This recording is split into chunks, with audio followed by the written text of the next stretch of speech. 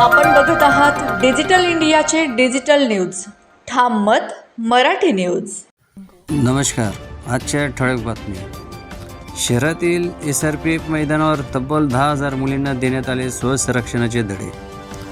राज्यात महिला आणि मुलींवरील वाढत्या अत्याचाराच्या घटना लक्षात घेता शालेय विद्यार्थिनींनी तसेच महाविद्यालयीन विद्यार्थिनींनी आत्मनिर्भर होण्यासाठी या मुलींना स्वसंरक्षणाचे धडे मिळावेत या उद्देशाने शहरातील SRPFच्या मैदानावर वीरांगना या विशेष प्रशिक्षण शिबिराचे आयोजन करण्यात आले होते. या प्रशिक्षण शिबिरात तब्बल 10,000 शालेय आणि महाविद्यालयीन विद्यार्थिनींना स्वसंरक्षणाचे धडे देण्यात आले. महिला आणि मुलींवर प्रसंग उद्भवल्यास त्यांना कोणाच्याही मदतीची विशेष गरज न पडता स्वतःचे संरक्षण त्यांनी स्वतः कसे करावेत याचे प्रशिक्षण या शिबिरातून देण्यात आले. जिल्हाधिकारी भाग्यश्री विस्पुते आणि जिल्हा पोलीस अधीक्षक श्रीकांत देवरे यांच्या संकल्पनेतून या प्रशिक्षण शिबिराचे आयोजन करण्यात आले होते. यावेळी विद्यार्थिनींनी मोठ्या उत्साहात स्वसंरक्षणाचे धडे गिरवले. ठाम मत मराठी न्यूज, सोपान देसले, धुळे. वीरांगना जो हा प्रोग्राम आहे हा राबवण्याच्या मागे हा उद्देश होता की ज्या काही मुली आहेत या डिस्ट्रिक्टमध्ये त्या सक्षम व्हाव्या. सक्षम not only physically but mentally, socially and financially. म्हणजे त्या मुलींना हे समजायला पाहिजे की what is a financial management, how they could be financially independent after 10th 12th standard. So we are taking one more program about career guidance and financial management. आजकाल काय झालंय, seeing the present scenario where girls are feeling insecure about the environment. प्रशासन नेहमी त्यांच्यासाठी आहे, government is always there, police is always there, but नेहमी असं नाही होणार आहे की आम्ही त्यांच्या आजूबाजूला असू. तर आम्ही आहे, पण as a part of their mental and physical training, की आम्ही नसलो तरी दे शुड नॉट फील की we are not there. They should be सक्षम enough to protect themselves. That was the vision behind it, and that's why we organized this Virangana program.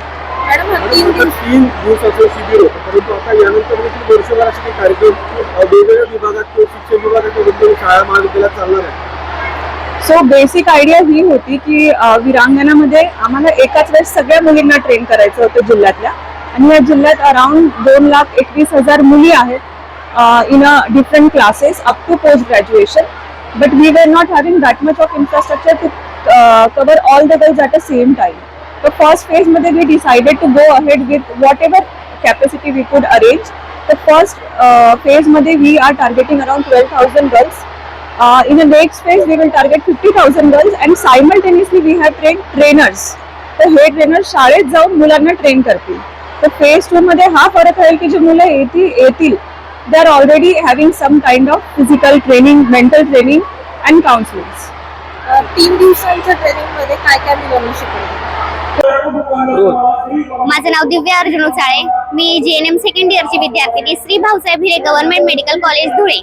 वीरांगना म्हणजेच काय की एक स्वतः सक्षम असणारी स्त्री की जेणेकरून तिला कोणाच्याही आधाराची गरज नसलेली. याचा अर्थ आम्हाला इथे येऊन 3 दिवसांमध्ये समजला. म्हणजेच कसं, आम्हाला इथे मार्गदर्शन केल्यामुळे वीरांगणाचा अर्थ आम्हाला समजला. वीरांगना म्हणजेच काय, एक स्त्री समाजापासूनही लढू शकते व कोणत्याही फील्डमध्ये देखील ती लढू शकते. म्हणजेच स्त्रीने कार्यक्षम राहणं किती महत्वाचं आहे हे इथे येऊन समजलं. सर्व गोष्टींचा अनुभव आम्हाला इथे येऊन मिळाला. जसे की आम्ही मेडिकल फील्ड मधले व्यक्ती, मेडिकल फील्ड मध्ये भरपूर साऱ्या प्रमाणात लोकांची मेंटॅलिटी कशा प्रकारे ओळखायची. जसे की आपण आताच मागे मालेगाव मधील घटना बघितली. मालेगाव मध्ये डोंगराळे गावातील एका मुलीवरती अत्याचार झाला. या अत्याचारामधूनच समाजाला जागृती मिळवण्यासाठी इथे आम्हाला खूप सारे प्रयत्न करण्यात आले किंवा भरपूर सारे मार्गदर्शन मिळाले. हे मार्गदर्शन आम्हाला खूप सारे महत्वाचे होते. जसे की आपण बघतोच मेडिकल फील्ड मध्ये आम्ही इव्हिनिंग नाईट ड्युटीला जात असतो. या वेळेस आम्हाला भरपूर साऱ्या लोकांना हे तोंड द्यावं लागत असतं. यामध्ये आम्हाला लोकांचा गुड टच, बॅड टच कशा प्रकारे ओळखण्यात यावं, किंवा मग एका स्त्रीने किंवा एका महिलेने सक्षम राहणं किती प्रकारे गरजेचं आहे. प्रत्येक वेळेस आपल्याला कोणी मदत करेल ह्याची गॅरंटीही आपल्याला नसते. त्यामुळे स्त्रीने स्वतः सक्षम राहणं आणि येणाऱ्या प्रश्नांना तोंड देणं खूप महत्वाचं आहे. हे 3 दिवसाच्या अनुभव मधून आम्हाला इथे येऊन खूप सारं असं शिकण्यात मिळालं आहे. त्यासाठी मी सर्वांचे धन्यवाद करते. मी श्रावणी संजय गावळी. मी श्री पिंपळादेवी माध्यमिक विद्यालय मोहोळ उपनगर, जिल्हा धुळेची विद्यार्थिनी. आज मला इथे बोलण्याची संधी मिळाली त्याबद्दल मी खूप आनंदी आहे. आणि हा कार्यक्रम महिलांसाठी आहे म्हणून मी काही 2 शब्द बोलू इच्छिते. ए स्त्री तू केव्हा स्वतंत्र होणार? ए स्त्री तू केव्हा स्वतंत्र होणार? 50% आरक्षण फक्त कागदावरच राहणार का? आणि 100% शोषण तुझंच होणार. ए स्त्री तू केव्हा स्वतंत्र होणार? शोभेची वस्तू म्हणून तुला मिरवणार, लाज नाही तुला म्हणून हेच लोक हिणवणार. वस्त्रहरण करण्या दुशासन नेहमी तयार असणार, वस्त्रहरण करण्या दुशासन नेहमी तयार असणार. ए स्त्री तू केव्हा स्वतंत्र होणार? तुला ही मन आहे, तुला ही मन आहे हे यांना कधी कळणार? तुझ्या हक्कासाठी हे फक्त भाषणच करणार. अगं बाई आणखी किती वर्ष हा त्रास तू भोगणार? ए स्त्री तू केव्हा स्वतंत्र होणार? तुला आता जागं व्हावंच लागणार, अन्याय करणाऱ्यांना ठेचावंच लागणार. तुला आता जागं व्हावंच लागणार, अन्याय करणाऱ्यांना ठेचावंच लागणार. नाहीतर माझा हा प्रश्न अनुत्तरित राहणार, नाहीतर माझा हा प्रश्न अनुत्तरित राहणार. जय हिंद, जय भारत, धन्यवाद. महाराष्ट्रातील ताज्या घडामोडींसाठी पाहत रहा ठाम मत मराठी न्यूज. तसेच आमच्या चॅनलला लाईक, शेअर, सबस्क्राईब करायला विसरू नका.